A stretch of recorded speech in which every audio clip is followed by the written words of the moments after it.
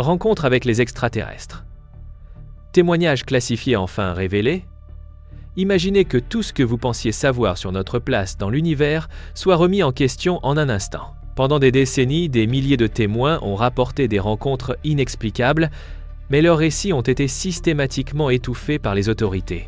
Aujourd'hui, nous levons le voile sur les témoignages les plus troublants jamais classifiés. Depuis l'aube de l'humanité, nous avons regardé vers les étoiles et nous nous sommes demandé si nous étions seuls dans l'immensité de l'univers. Des peintures rupestres aux textes anciens, l'humanité a documenté d'étranges rencontres avec des visiteurs venus d'ailleurs. Mais ce n'est qu'au XXe siècle, avec l'avènement de l'ère moderne, que ces témoignages ont commencé à prendre une dimension véritablement inquiétante. Le 24 juin 1947 marque une date charnière dans l'histoire des phénomènes inexpliqués. Ce jour-là, Kenneth Arnold, un homme d'affaires et pilote expérimenté, survole le mont Rainier dans l'État de Washington lorsqu'il aperçoit 9 objets brillants se déplaçant à une vitesse stupéfiante, estimée à plus de 1600 km/h. Son témoignage, repris par la presse, introduit l'expression « soucoupe volante » dans notre vocabulaire collectif. Ce que peu de gens savent, c'est que l'armée américaine a immédiatement interrogé Arnold pendant plus de 12 heures, confisquant son carnet de vol original et lui faisant signer un document de confidentialité récemment déclassifié. L'analyse de l'expert.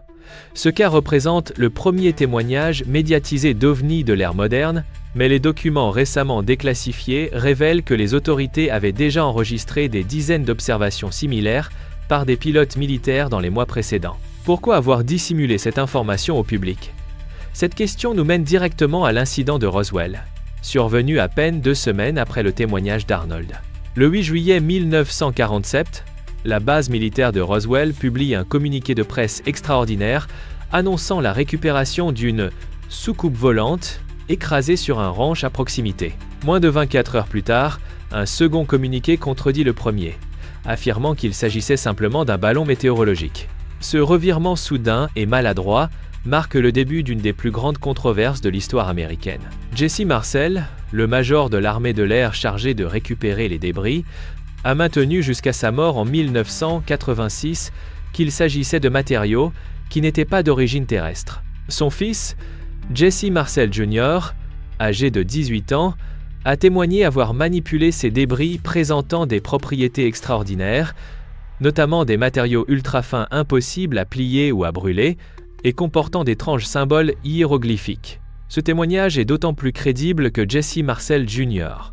est devenu médecin militaire et pilote d'hélicoptères de combat, un homme dont l'intégrité n'a jamais été remise en question. Les théories. 3 hypothèses principales s'affrontent concernant Roswell. La version officielle du gouvernement américain, qui a évolué au fil des décennies, évoque désormais un ballon-sonde du projet Mogul, un programme secret de surveillance des essais nucléaires soviétiques. La théorie ufologique suggère qu'un vaisseau extraterrestre s'est effectivement écrasé et que des corps non humains ont été récupérés. Une troisième théorie, moins connue mais soutenue par certains chercheurs, évoque un accident impliquant une technologie expérimentale terrestre, potentiellement d'origine nazie, récupérée après la Seconde Guerre mondiale via l'opération Paperclip. Ce qui rend cette affaire particulièrement troublante, c'est le nombre de témoins directs qui ont rompu le silence des décennies plus tard, souvent sur leur lit de mort. Le sergent Melvin Brown, qui gardait les débris récupérés, a confié à sa famille avoir vu de petits corps à la peau grisâtre avec de grands yeux en amande. Le lieutenant Walter Haut, responsable des relations publiques de la base qui a rédigé le communiqué initial, a laissé un témoignage sous scellé à ouvrir après sa mort, affirmant avoir vu un objet métallique en forme de disque et des corps de créatures non humaines. Mais l'incident de Roswell, aussi célèbre soit-il, n'est que la partie émergée d'un iceberg de témoignages troublants. En 1976, un événement extraordinaire se produit au-dessus de Téhéran, la capitale iranienne.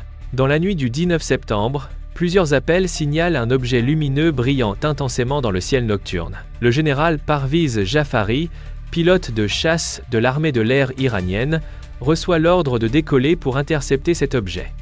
Ce qui suit est un des cas les mieux documentés d'interaction entre un avion militaire et un OVNI.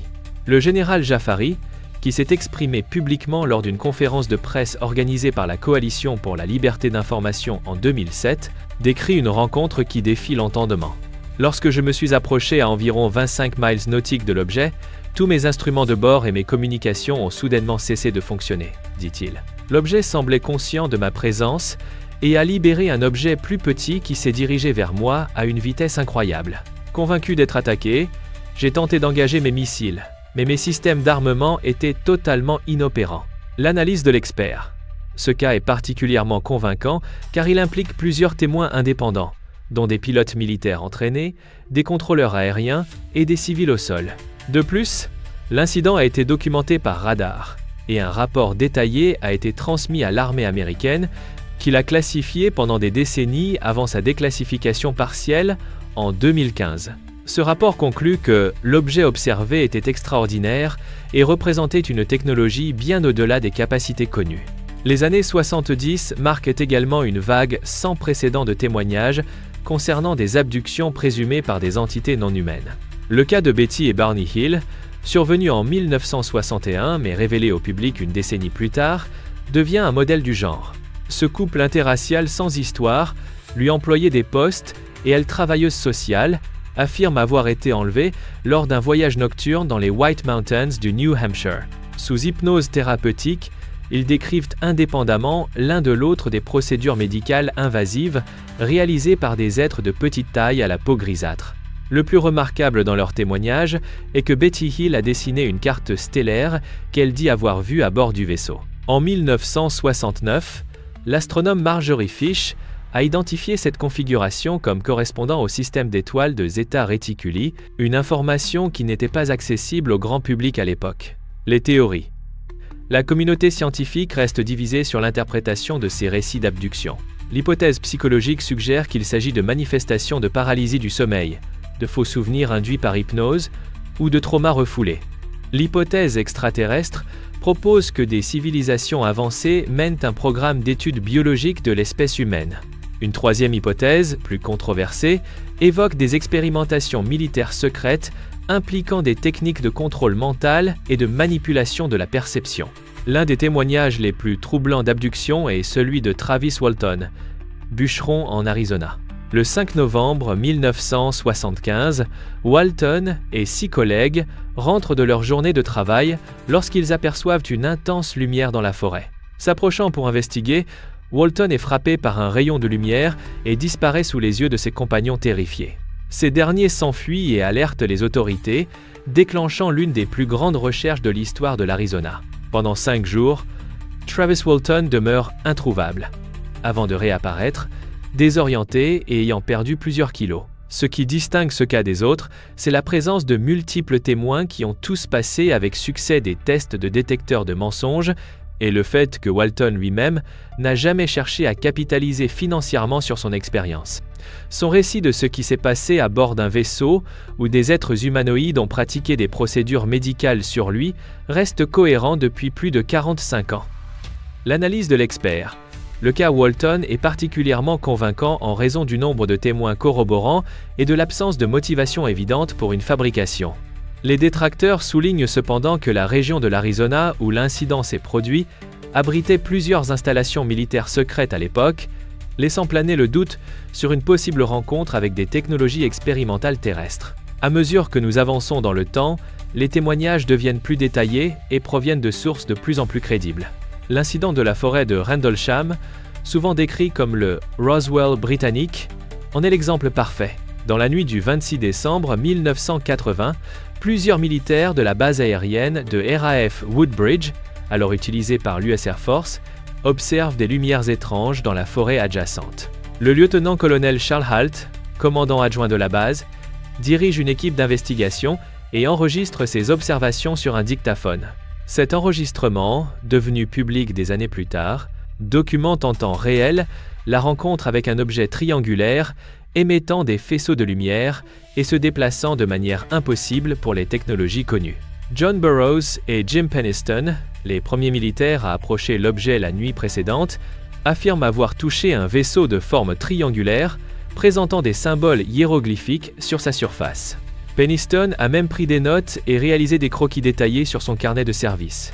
Plus troublant encore, il affirme avoir reçu une transmission télépathique de séquences binaires qu'il a transcrite compulsivement à son retour à la base. Des décennies plus tard, lorsque ce code binaire a été déchiffré, il semblait contenir des coordonnées géographiques et des messages énigmatiques, dont exploration de l'humanité continue, et pour une défense planétaire. Les théories.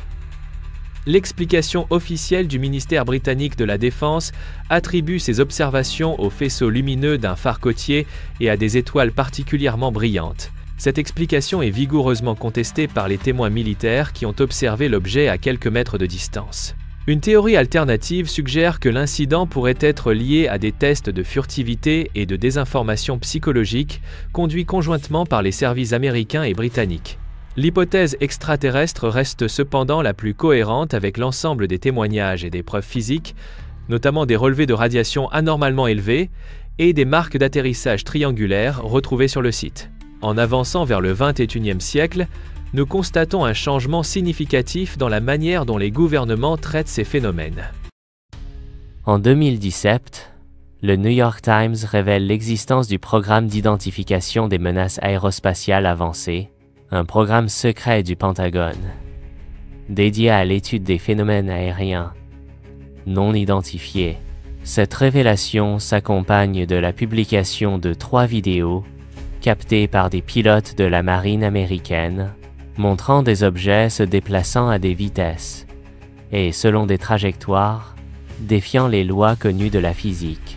Le commandant David Fravor, pilote de F-A-18 Super Hornet, avec plus de 18 ans d'expérience, témoigne avoir poursuivi en 2004 un objet en forme de tic-tac, capable d'accélération instantanée et d'arrêt brusque impossible pour tout appareil conventionnel. Quand l'objet a détecté ma présence, il a accéléré instantanément et a disparu comme si j'étais immobile, témoigne Fravor. En 24 ans de vol, je n'ai jamais rien vu qui puisse se comparer à cette technologie. L'analyse de l'expert. Ces rencontres récentes sont particulièrement significatives car elles sont corroborées par de multiples capteurs, radars, infrarouges et vidéos. De plus, les témoins sont des pilotes militaires d'élite spécifiquement entraînés à identifier tous les types d'aéronefs. Le fait que le Pentagone ait officiellement reconnu l'authenticité de ces vidéos marque un tournant historique dans la manière dont les autorités traitent publiquement ce sujet. En juin 2021, le bureau du directeur du renseignement national américain publie un rapport préliminaire sur ce qu'il appelle désormais les phénomènes aériens non identifiés. Ce rapport, bien que prudent dans ses conclusions, reconnaît l'existence d'objets démontrant des technologies avancées et ne pouvant être attribués ni aux États-Unis ni à aucune puissance étrangère connue. Ce qui est particulièrement frappant dans l'évolution récente de ce dossier, c'est l'émergence de témoignages de militaires de haut rang et d'officiels gouvernementaux. Luis Elizondo, ancien directeur du programme AATIP, affirme que nous avons désormais des preuves au-delà de tout doute raisonnable que ces objets existent, qu'ils démontrent des caractéristiques physiques bien au-delà de nos capacités actuelles, et que le gouvernement américain est parfaitement conscient de cette réalité. Christopher Mellon, ancien secrétaire adjoint à la Défense pour le renseignement, ajoute « Ces objets violent régulièrement notre espace aérien et nous n'avons aucune idée de ce qu'ils sont ou qui les contrôlent. C'est un échec du renseignement d'une ampleur comparable à celui du 11 septembre. » Les théories. Face à ces témoignages modernes, 3 hypothèses principales émergent. La première suggère qu'il s'agit de technologies secrètes développées par des puissances comme la Chine ou la Russie, bien que les experts militaires considèrent cette possibilité comme hautement improbable, étant donné l'avance technologique considérable que cela impliquerait. La seconde hypothèse, de plus en plus sérieusement considérée dans les cercles scientifiques, est celle d'une origine extraterrestre ou extradimensionnelle. Une troisième hypothèse émergente propose que ces phénomènes pourraient représenter une forme de conscience non humaine, coexistant avec nous depuis des millénaires, mais dont nous commençons seulement à percevoir les manifestations grâce à nos technologies avancées. Parmi les témoignages les plus troublants figure celui de Robert Salas, officier de lancement de missiles nucléaires à la base de Malmstrom dans le Montana, En mars 1967, alors qu'il est de service dans le bunker souterrain, il reçoit un appel frénétique des gardes de sécurité en surface, rapportant un objet circulaire rouge planant au-dessus de la base. Quelques minutes plus tard, 10 missiles balistiques intercontinentaux Minuteman passent simultanément en mode hors service. Ces missiles étaient sur des systèmes indépendants. La probabilité que 10 d'entre eux tombent en panne simultanément est pratiquement nulle, témoigne Salas. Des incidents similaires se sont produits dans d'autres bases nucléaires américaines et soviétiques pendant la guerre froide, suggérant un intérêt particulier de ces phénomènes pour nos capacités nucléaires. L'analyse de l'expert. Ces incidents impliquant des installations nucléaires sont particulièrement significatifs car ils démontrent non seulement une présence, mais une interaction délibérée avec nos systèmes d'armement les plus sensibles. De plus, ces cas sont abondamment documentés dans des rapports militaires déclassifiés et corroborés par de multiples témoins de haut rang. Le fait que ces phénomènes semblent cibler spécifiquement les installations nucléaires pourrait suggérer une forme d'intervention ou d'avertissement concernant notre capacité d'autodestruction. En 2022, le Congrès américain a tenu les premières auditions publiques sur les ovnis depuis les années 70, marquant un changement radical dans l'approche officielle de ces phénomènes. Scott Bray, directeur adjoint du renseignement naval, a témoigné que le nombre de rapports de phénomènes aériens non identifiés avait considérablement augmenté ces dernières années, atteignant près de 400 incidents documentés. Plus récemment, David Grush, ancien officier du renseignement américain, a fait des déclarations explosives, affirmant que les États-Unis possèdent des véhicules d'origine non humaine et même des restes biologiques non humains. Bien que ces allégations n'aient pas été officiellement confirmées, le fait qu'elles émanent d'un professionnel du renseignement, ayant eu accès à des informations classifiées et s'exprimant sous serment devant le Congrès, leur confère une crédibilité sans précédent. Les théories. Face à ces nouvelles révélations, l'hypothèse d'une dissimulation gouvernementale de longue date gagne en crédibilité. Cette théorie suggère que depuis l'incident de Roswell, les autorités américaines et d'autres puissances mondiales ont récupéré des preuves tangibles d'une présence extraterrestre, mais ont choisi de garder cette information secrète pour éviter des bouleversements sociétaux et religieux et pour tenter de rétro-ingénierer ces technologies avancées. Une théorie alternative propose que nous assistons à un processus graduel d'acclimatation où les gouvernements préparent lentement l'opinion publique à une révélation complète dans les années à venir. Ce qui rend ces témoignages particulièrement crédibles, c'est leur cohérence à travers le temps et l'espace. Des pilotes japonais aux contrôleurs aériens brésiliens, des astronautes de la NASA aux cosmonautes russes, des descriptions remarquablement similaires émergent de témoins qui n'ont aucun contact entre eux. Gordon Cooper, l'un des 7 astronautes originaux du programme Mercury, a témoigné avoir observé des ovnis pendant sa carrière de pilote d'essai et affirmé que des véhicules intelligents sous contrôle intelligent observent notre planète. L'astronaute Edgar Mitchell, 6e homme à marcher sur la Lune, était encore plus catégorique, déclarant « Je suis convaincu que nous sommes visités et que les gouvernements le savent. » L'analyse de l'expert. La convergence des témoignages provenant de professionnels hautement qualifiés à travers différentes époques et cultures constitue un argument puissant en faveur de l'objectivité de ces observations. De plus, l'évolution récente vers une reconnaissance officielle de ces phénomènes par les autorités militaires et gouvernementales marque un tournant historique dans ce dossier. Alors que nous nous dirigeons vers une ère de transparence accrue, de nouvelles questions émergent. Si ces phénomènes sont réels et d'origine non humaine, quelles sont leurs intentions? Pourquoi maintenant?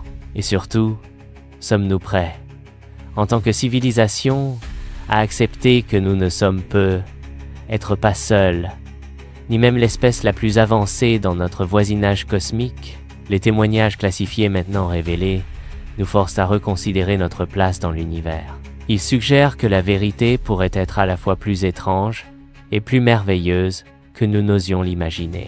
Comme l'a dit Arthur C. Clarke, deux possibilités existent.